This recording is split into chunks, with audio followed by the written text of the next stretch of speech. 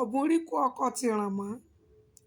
Ó ní ikú ọkọ òun ni kò jẹ́ kí ohun tí ìwẹ̀ látẹ̀sí. Can you imagine that? The dirty woman has seen the death of her husband. As an excuse, she says it is the death of her husband that had not made her to bathe since last year. Can you imagine that? To discourage flimsy excuse. Lásìkò yìí báyìí nítorí pé nǹkan wọ́n, àwọn kan máa sọ pé àsìkò yìí ti lé o.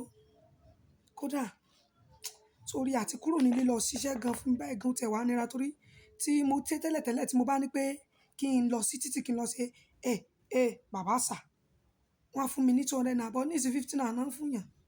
Nǹkan ti lé, ọ̀lẹ rí kú ọkọ ti ràn mọ́. O ò ní ṣẹ́ṣe náà tẹ́lẹ̀ ọ̀lẹ ní ọ̀lẹ. Lásìkò yìí tó bá mú ra ṣiṣẹ́ ebi máa pa ẹ́. Wà creative, wọ́n náà wà creative, wá nǹkan ṣe, má máa jókòó sílé. Ẹgbẹ́ ẹ ló ń ṣàgò ló ń títì kan lè fi jẹun. Ẹgbẹ́ ẹ ló lọ ń kọyìn. Ẹmọ kan kọyìn lóyún àtòrí ọ̀pẹ torí kan lè jẹun.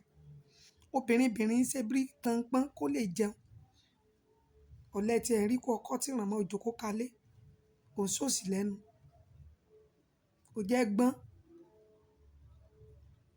O mọ̀ pé ọ̀dájú ló bí owó ni. Ìtìjú ló bí gbèsè.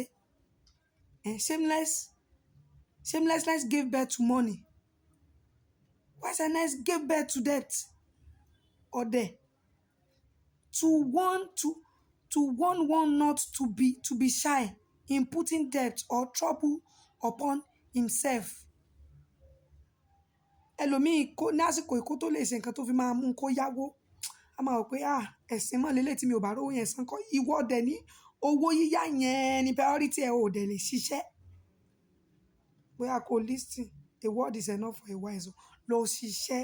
This time around, everything is just upside down.